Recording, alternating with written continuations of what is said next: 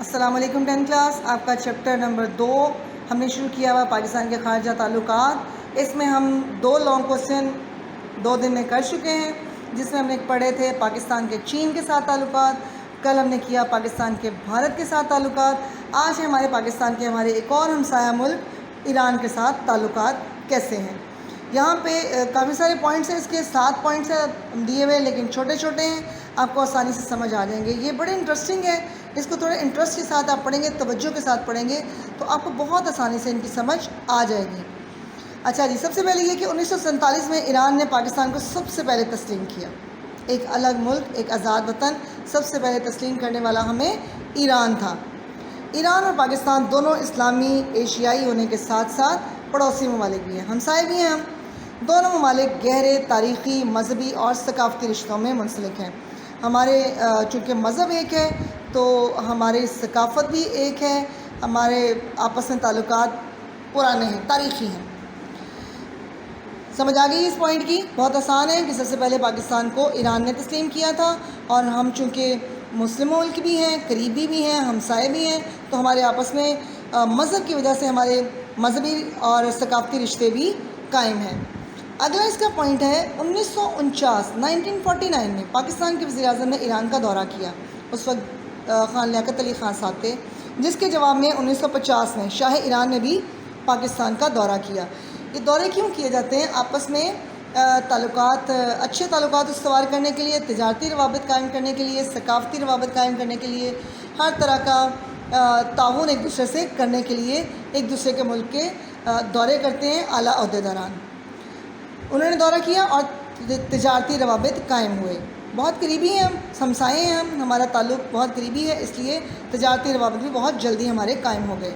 ایران اور پاکستان نے تجارتی اور ثقافتی سمجھوتے کرنے کے بعد ضروری سمجھا کہ دفاع کے شعبے میں بھی تعاون ہو. دفاع کا شعبہ یعنی ڈیفنس، کہ ہم ایشیا میں رہتے ہیں. ایشیا میں ہم 2 اسلامی ملک بن چکے ہیں، تو ہمیں یہاں پر خود کو مضبوط بھی کرنا چاہیے، کیونکہ ہمارے ارد گرد جو ہیں وہ نان مسلم کنٹریز ہیں. افغانستان تھا مسلمان ملک، لیکن ادھر انڈیا، چائنا، یہ تمام کے تمام جو تھے وہ غیر مسلم ممالک تھے. امریکہ سے دونوں ممالک کے تعلقات بہت اچھے تھے، اور دونوں کو سوویت یونین کی جانب سے خطرہ تھا. سوویت یونین جو رشیا، جب رشیا کمبائن تھا، اب تو اس کے بہت سی ریاستوں نے آزادی حاصل کر لی ہوئی ہے. بہت بڑا ملک تھا رقبے کے لحاظ سے، دنیا کا سب سے بڑا ملک تھا، تو بہت مضبوط بھی تھا. اس کو دنیا کی دوسری بڑی طاقت کہا جاتا تھا. امریکہ اور رشیا کو امریکہ نمبر 1 پہ تھا اور یہ 2 پہ. تو یہ چونکہ ہمارے قریب ہیں تو اس کی طرف سے بڑا خطرہ تھا، اس لیے ڈیفنس کو اسٹرانگ کرنا تھا. ایران اور پاکستان نے امریکہ سے اس کے لیے مدد لی. پاکستان، ایران، ترکی، عراق اور برطانیہ نے ایک دفاعی معاہدے پر دستخط کیے. عراق کہاں ہے؟ ایران کے بالکل ساتھ، جو معاہدہ بغداد کہلایا. بغداد کہاں ہے؟ عراق میں. امریکہ اس معاہدے کی پشپنائی کر رہا تھا. پشپنائی کرنا یعنی اس معاہدے کے پیچھے کون تھا؟ بیسیکلی امریکہ. 1958 میں عراقی انقلاب کے بعد عراق معاہدے سے باہر ہو گیا. عراق میں انقلاب آ گیا، ان کے ملک میں افراتفری کا دورہ ہو گیا، تو وہ اس معاہدے سے باہر ہو گئے، تو اسے سینٹو کا نام دیا گیا. دفاعی سمجھوتا پاکستان اور ایران کو ایک دوسرے کے بہت قریب لے آیا. اگلا پوائنٹ، مسئلہ کشمیر. ایران نے مسئلہ کشمیر پر پاکستان کا ہمیشہ بھرپور ساتھ دیا.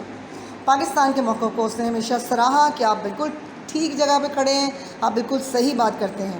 اقوام متحدہ کے اندر اور باہر کشمیری عوام کے حق خود ارادیت کی حمایت بھی کی ہے ایران نے ہمیشہ. بھارتی افواج کے کشمیری مجاہدین کے خلاف مظالم کی ایران نے ہمیشہ کھل کر مخالفت کی ہے. یہ نہیں کہ صرف اپنے ملک میں کہہ دیا یا پاکستان کے سامنے کہہ دیا. ہر فورم پر جہاں بھی ایران کو موقع ملتا ہے وہ کشمیریوں کے حق خود ارادیت کی حمایت کرتے ہیں، اور جو ظلم و ستم ان پہ ہوتا ہے بھارتی افواج کی طرف سے، اس کی بھی کھل کر مخالفت کرتے ہیں. پھر جو پاکستان اور بھارت کے درمیان 2 جنگیں ہوئیں، 1965 اور 71 کی جنگوں میں ایران پاکستان کے ہمراہ رہا، ساتھ دیا انہوں نے ہمیشہ.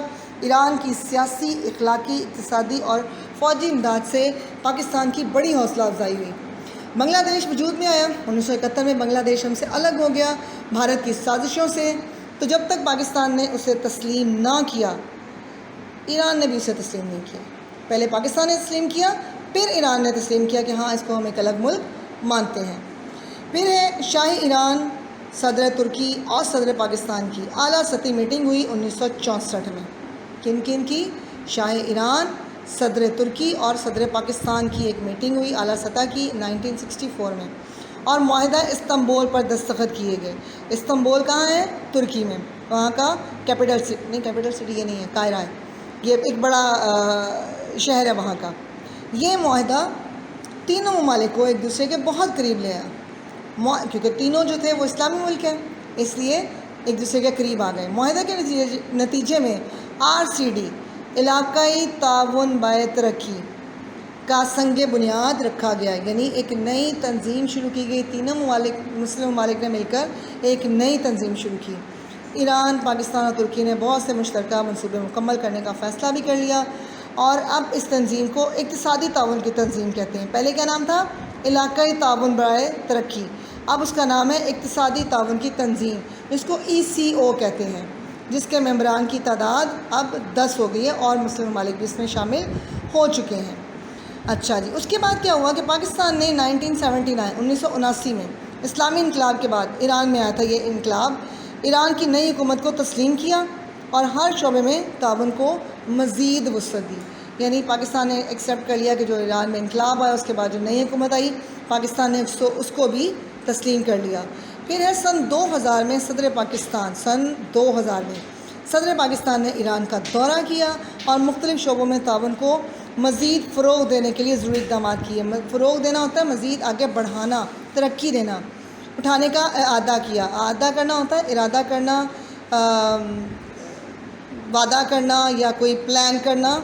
2013 میں صدر پاکستان نے ایران اور پاکستان کے ذریعے بھارت تک گیس پائپ لائن کے منصوبے کا ایک جائزہ لیا۔ اس منصوبے کی تکمیل سے پاکستان کا توانائی کا مسئلہ کافی حد تک حل ہو سکتا ہے۔ 2013 میں یہ دیکھا گیا کہ یہ ہونا چاہیے، ایران سے پاکستان کے ذریعے بھارت تک گیس پائپ لائن بچھنی چاہیے، تو شاید پاکستان کے گیس کے مسائل حل ہو چکے ہوتے، لیکن اس پر صرف سوچ ہی رکھی گئی، اس پر عمل درآمد کرنے کی کوشش نہیں کی گئی۔ اگر یہ ہو جاتی تو آج یہاں پر بھی گیس کی لوڈ شیڈنگ نہ ہوتی۔ اللہ ہمارے لیے آسانیاں پیدا کرے، ہمارے ملک کو ترقی کی راہ پر گامزن کرے انشاءاللہ تعالیٰ۔ ٹھیک ہے بیٹا، اس کو ذرا دھیان سے پڑھ لیجئے گا، خاصا امپورٹنٹ ہے یہ کوسچن بھی۔ السلام علیکم۔